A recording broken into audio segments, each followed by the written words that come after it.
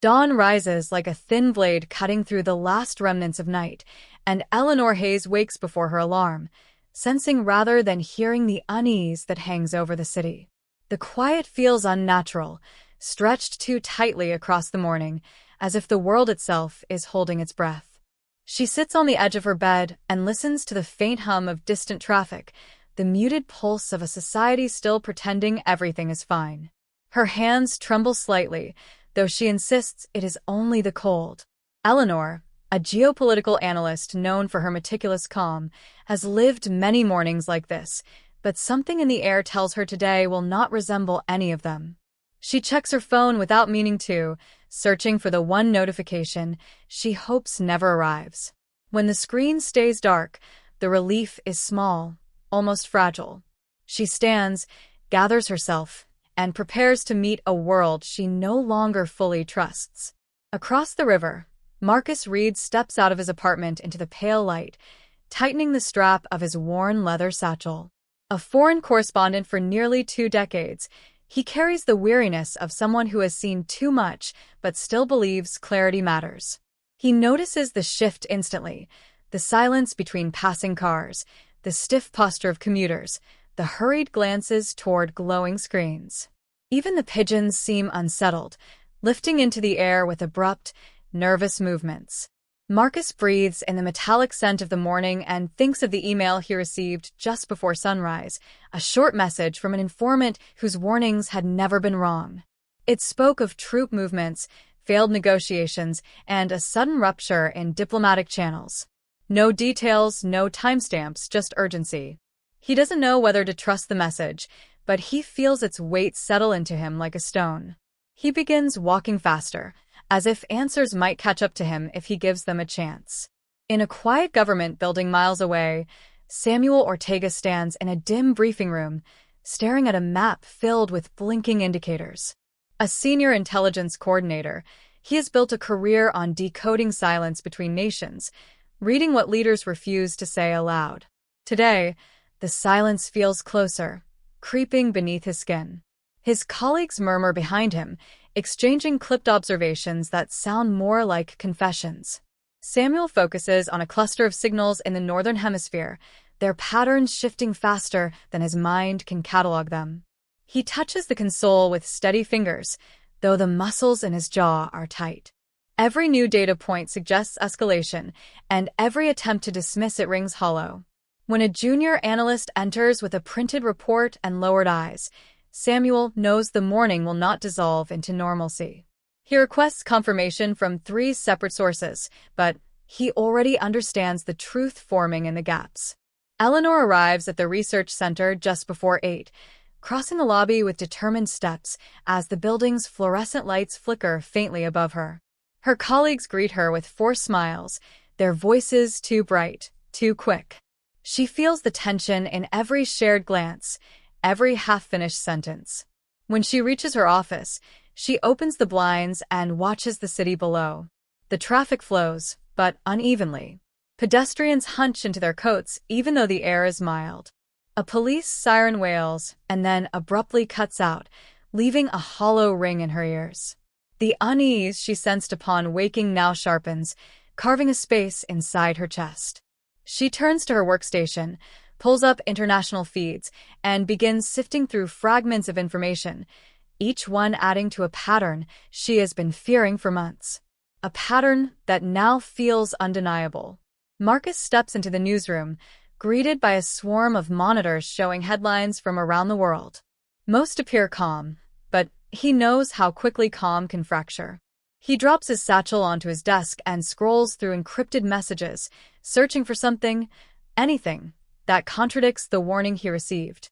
Instead, he finds half-answers, rumors, and inconsistent reports that point toward the same bleak conclusion.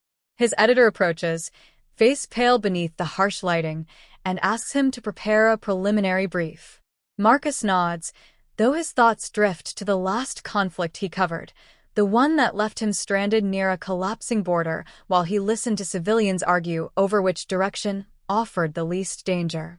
He promised himself he wouldn't repeat that experience.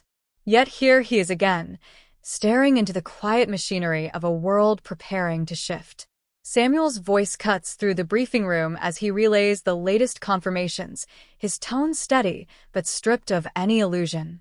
He outlines the movements, the communications blackout in key regions, the sudden mobilization of forces that no nation has officially acknowledged. The room absorbs his words in rigid stillness. Someone asks whether diplomacy still has a chance. Another wonders aloud whether the public should be informed. Samuel exhales, choosing his next words with painful precision. They are not at war, he reminds them, but they are no longer standing on familiar ground. Every decision from this moment forward will either slow the descent or accelerate it. He feels every pair of eyes on him, waiting for direction, and for a moment he wishes the responsibility belonged to someone else. Eleanor receives Samuel's internal summary through a back-channel source, and the moment she finishes reading, she closes her eyes. The implications unfold quickly, too quickly, cascading through her mind like falling dominoes. She retrieves an old binder from her shelf, one she hoped she would never have to open again. Inside are models predicting how the world might reorganize after a global conflict, economic fractures, alliance shifts, mass migrations. She spreads the documents across her desk, the paper whispering against the wood.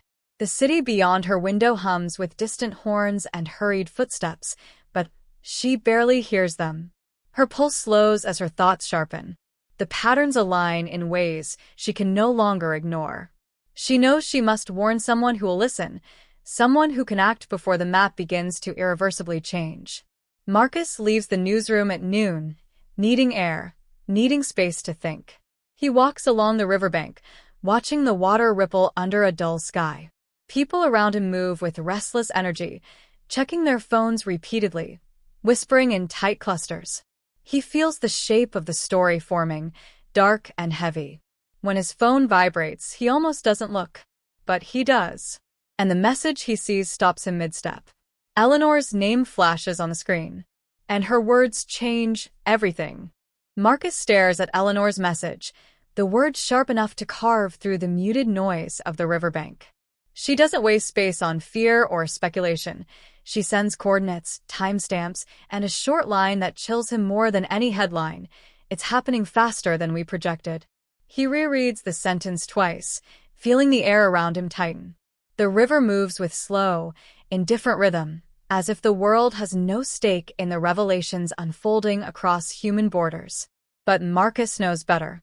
He pockets his phone and turns toward the city, his steps suddenly purposeful, every instinct sharpened by the urgency in her voice. He has covered conflicts before, but never one that threatened to redraw the global map in real time. As he walks, he feels a quiet resolve forming inside him, a need to understand the truth before the truth becomes irreversible. Eleanor sits at her desk, watching the encrypted notification indicating her message has been read. She imagines Marcus standing somewhere in the open, processing the information she sent. He is one of the few she trusts to see the pattern as she does, without the distortions of politics or panic. She takes a slow breath, steadying herself before diving back into the cascading data on her screen. Every model she updates shows the same accelerating trend: alliances hardening, military assets repositioning, diplomatic channels freezing behind opaque statements. The numbers form a rhythm she recognizes too well, one that beats toward escalation. She runs a hand through her hair, her fingers brushing against the fading indent of her glasses.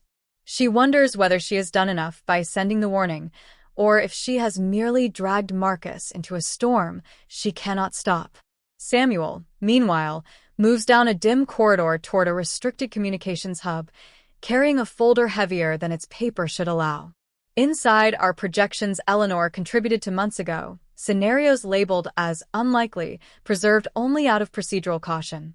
Now those scenarios read like premonitions. Samuel enters the hub, nodding to the lone operator stationed at the console.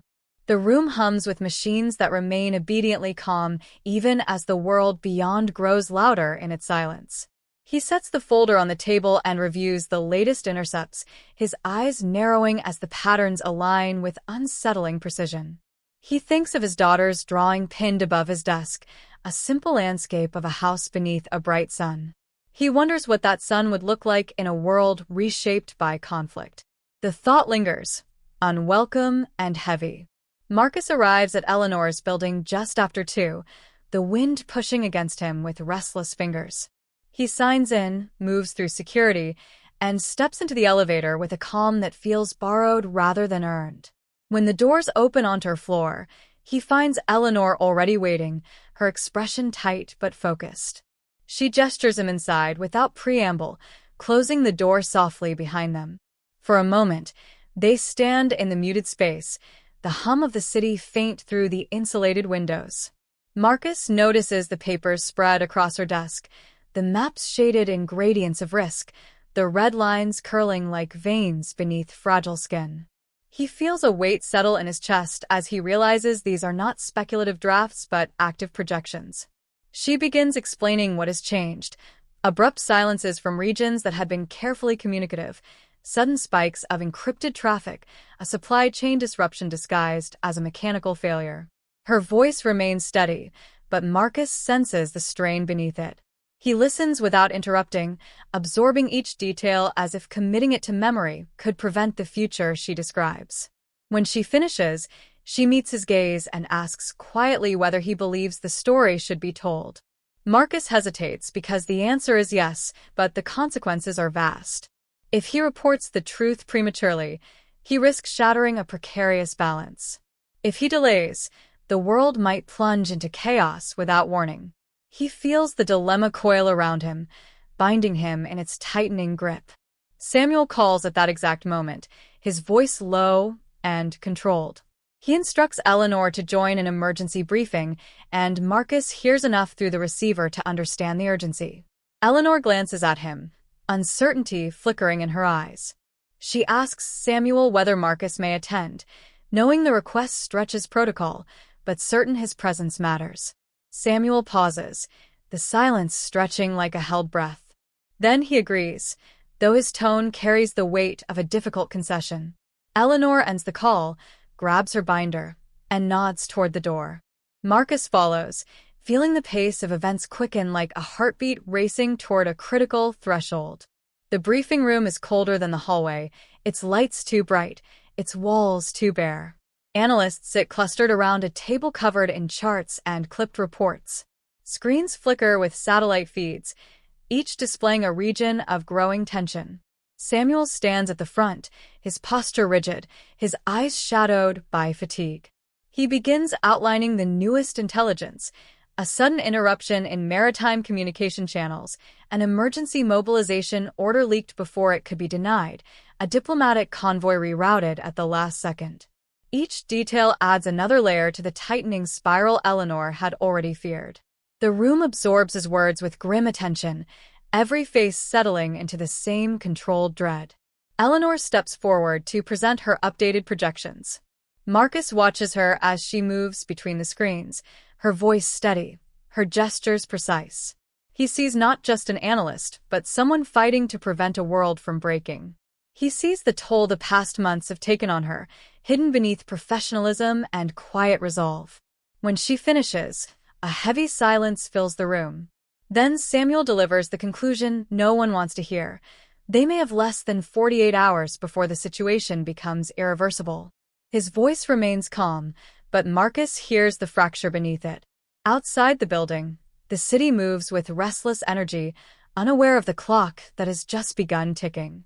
Eleanor walks beside Marcus, the cold air brushing their faces.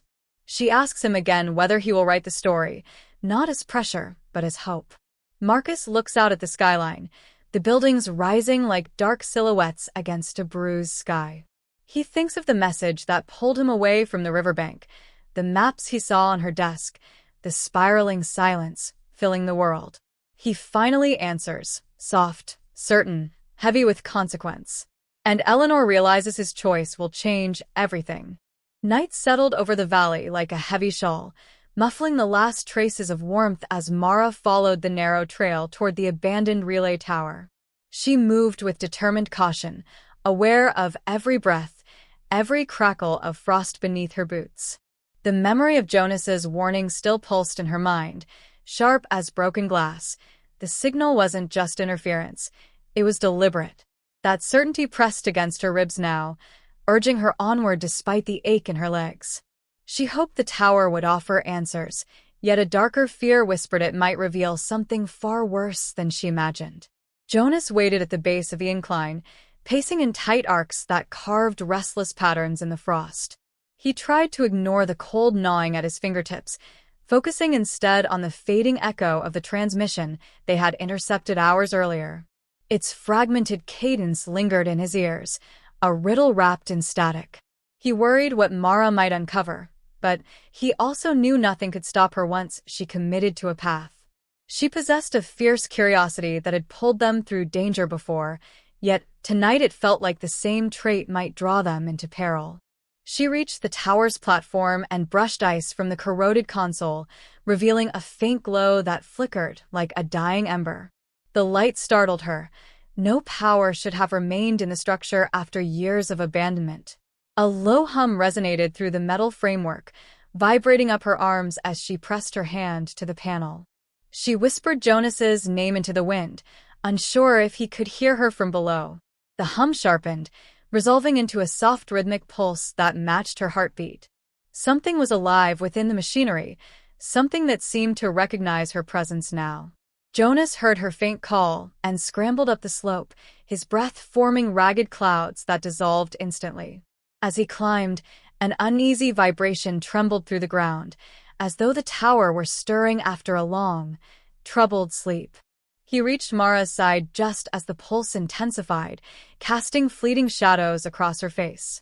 Her expression was caught between awe and dread. Jonas felt the same conflicting churn.